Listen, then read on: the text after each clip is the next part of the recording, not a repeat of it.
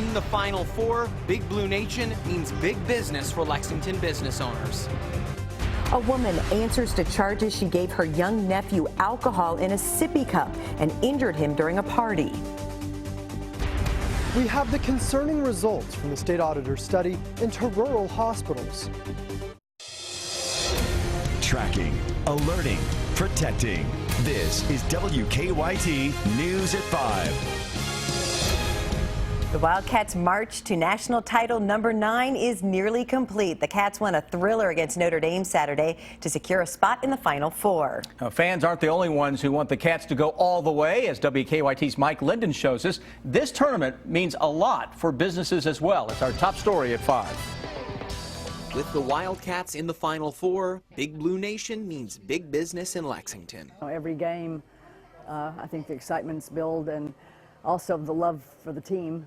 All these players, just great guys, and so I think everybody just wants a piece of something to be associated with it. While Wildcat gear tends to sell well all year, Bear says that was especially true after the victory over Notre Dame. Because that following Sunday, she says people were lined up outside the store before they even opened, waiting to get their Final Four gear. Employees at Kennedy's Wildcat Den have packaged hundreds of online orders over the past 2 days, with even more coming in person. Even future Wildcats are excited for a potential perfect season. I'm really excited to just be a part of this next year and to be a part of the traditions and take part in everything that goes on down here in Lexington during March. Just a couple of blocks away, Wildcat fans can watch the game on the biggest screen in town. Typically this time of year, everybody's got spring fever, whether the weather cooperates or not. Everybody's got spring fever, as well as basketball fever. You can watch both Final Four games for free, and they'll be serving beer and spirits, and of course, popcorn.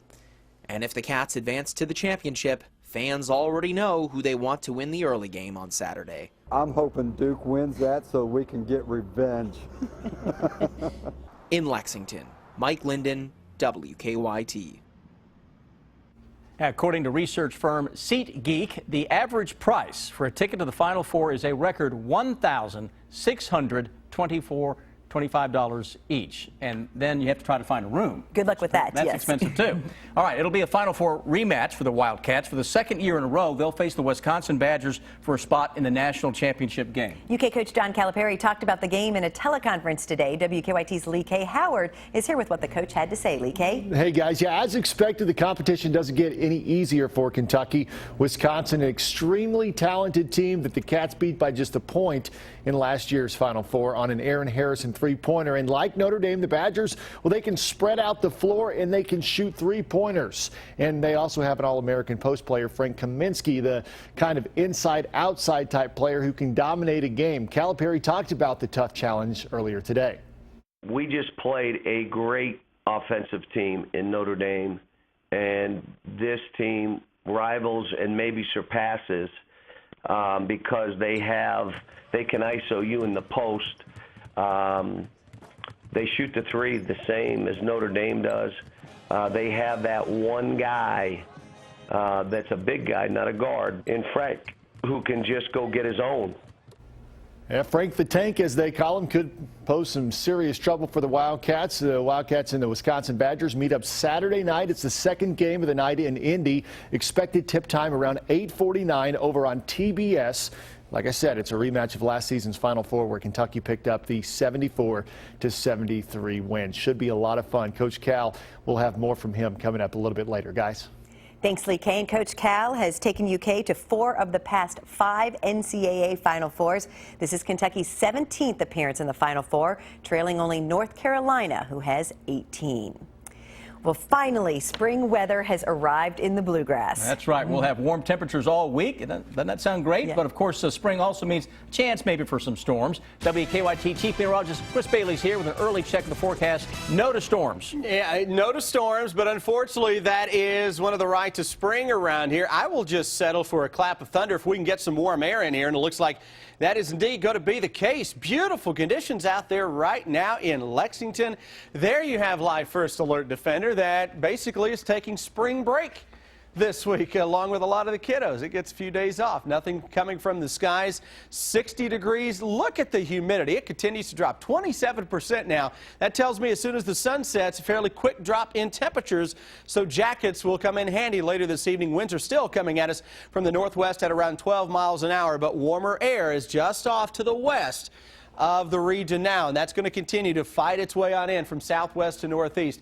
Upper 50s in the northeast to low 60s across parts of central, southern, and western Kentucky. Live First Alert Defender, clean and calm throughout this evening. Nice temperatures early, but a quick drop again. You'll need a jacket with temperatures dropping toward the low 40s by the latter part of the evening. Spring weather finally arriving. Great filling temperatures, but I am tracking some thunder and lightning showing up by the end of the week. That will usher in a little different air mass for Easter weekend. Guys, coming up in a bit, we'll touch on that Easter weekend forecast. And oh, by the way, we'll talk about what Wildcat fans heading to Indianapolis can expect for the Final Four. That's in less than 10 minutes.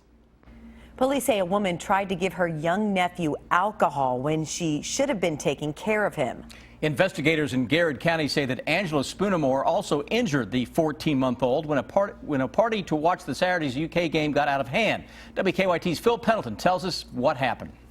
Angela Spoonemore remains in jail in Lincoln County, but she pleaded not guilty to the charges this morning in Garrett District Court. The charges are very disturbing. Police say that she tried to give her 14-month-old nephew to drink both beer and rum from, of all things, a sippy cup. Police were called to a duplex on Cardinal Circle early Sunday morning. Others there say that it was simply supposed to be a get-together to watch the UK Notre Dame basketball game. We're told Angela Spoonemore, who is from Rockcastle County, was there and caring for a 14-month-old child. Police say Spoonemore became extremely intoxicated and even threw the child to the floor, injuring the toddler's upper lip. She's facing numerous charges, including wanton endangerment and criminal abuse. She appeared in court this morning. A number of charges against you, Ms. Spoonemore. Some of those are in the felony range. Do you plan to speak with an attorney about the case against you? No. And Spoonemore is supposed to be back in court on April 7th for a preliminary hearing. Coming up at 6 o'clock, more on what the child's mother says about all this. For now, in Garrett County, Phil Pendleton, WKYT. Spoonemore faces both Class C and D felonies, and she could face up to 10 years in prison. When it comes to financial health, the state auditor says Kentucky's rural hospitals are in critical condition.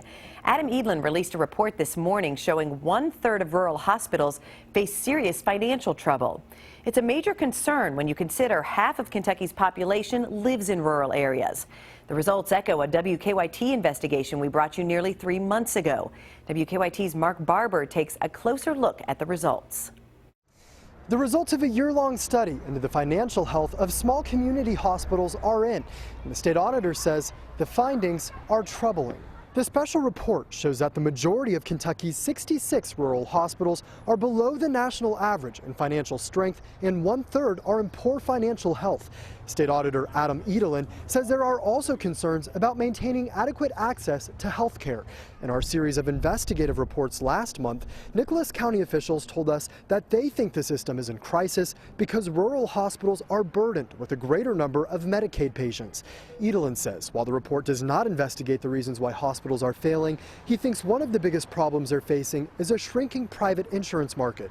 According to Edlin, in eastern Kentucky, many people are relying more heavily on government insurance because some employers, especially in the coal industry, are no longer able to provide private insurance.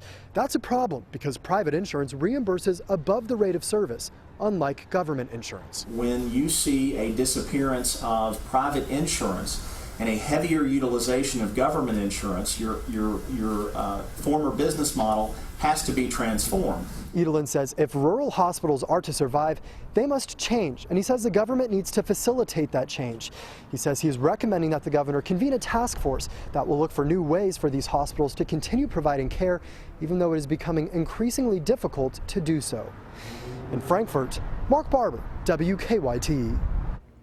Governor Steve Beshear responded to the report this afternoon, saying hospitals received $506 million in new Medicaid expansion payments last year and saw a reduction in uncompensated care costs. He says the report does not show the change to hospitals' bottom lines from that. A driver had to be airlifted to a UK hospital following a morning crash. Our county-by-county coverage begins in Rockcastle County. That crash happened on northbound Interstate 75 at the 57-mile marker. You can see from the pictures a tractor-trailer overturned on the road there. The Mount Vernon Fire Department says the driver's injuries were not life-threatening. In Powell County, authorities have found a missing 18-year-old. Olivia Creech was reported missing about 9 o'clock on Sunday night. Search crews searched by both ground and air for her. No word on exactly where she was found. President Obama will visit Kentucky later this week. The White House announced the president will be in Louisville Thursday for an economic event. No other details about the trip have been released. It's President Obama's first visit to Kentucky since he greeted soldiers returning to Fort Campbell from Afghanistan back in 2011. Follow WKYT online at WKYT.com. Join the conversation on Twitter and become a part of the WKYT Facebook family.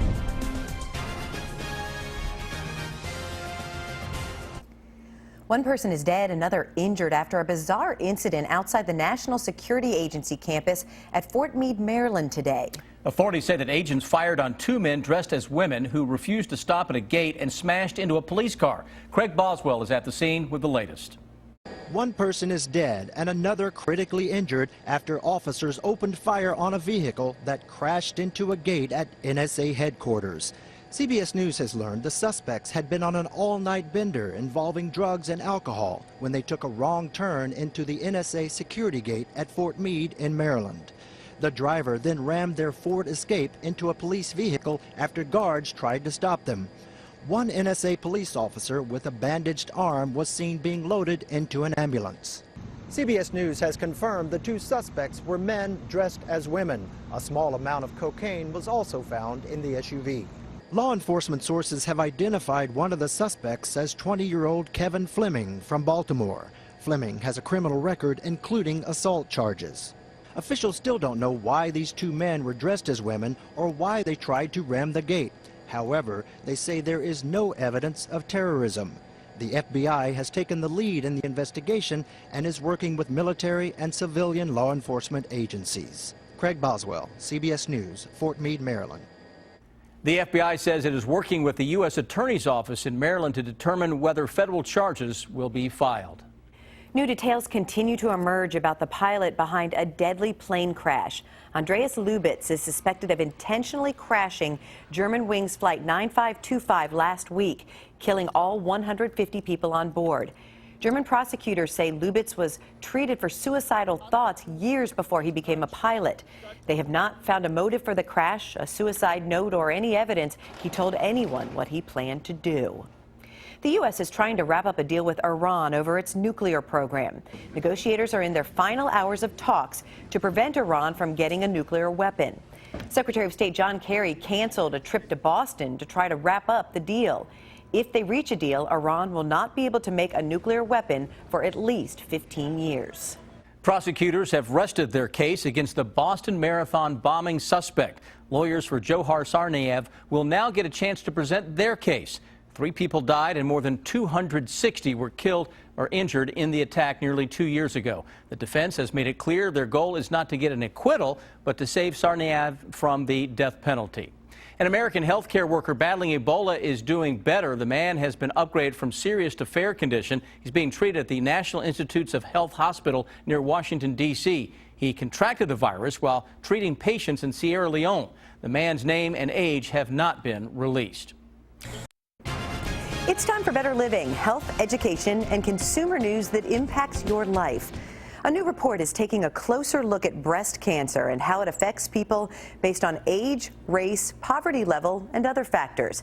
As Terry Okita shows us, the goal is to better predict the risk for patients. At Ricky Fairley's annual checkup in 2012, doctors found a tiny lump.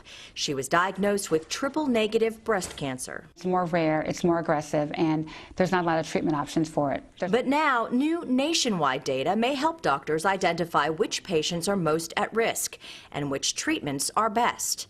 For the first time, researchers examined the 4 major types of breast cancer, including triple-negative, then determined how often ethnicity and race, poverty levels, age, and other factors played a role. This is just such a complex disease. I mean, we used to sort of think of breast cancer as you were before or after menopause. It really is more about the biology of the cancer. The research found non-Hispanic blacks had a higher rate of triple-negative breast cancer and late-stage disease than other racial groups. And what kind of treatments are involved? So usually chemotherapy is a major component of it. The study also looked at other cancers and found lung, colorectal, and prostate cancers are down, but incidence of thyroid, kidney, and liver cancers are up for both men and women. I'm a survivor.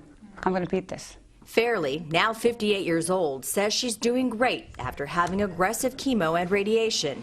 She says she also eliminated stress and moved to the beach. Terry Okita for CBS News, Los Angeles. The latest study also shows oral cancer related to HPV increased among white men. Uterine cancer saw an uptick, especially among black women. A popular nutrition store says it's beefing up its standards for herbal supplements. GNC will expand its supplement testing process in the next 18 months and will submit semi-annual compliance reports. The announcement comes in the wake of accusations many popular products contain harmful ingredients. GNC has 6,600 stores across the U.S., including several in Lexington. Airlines are doing a better job of getting your luggage to its proper destination. The rate of lost or damaged bags is down 63% in the past 7 years. The drop comes despite more people flying. People pack less thanks to baggage fees, and better technology has led to fewer lost bags.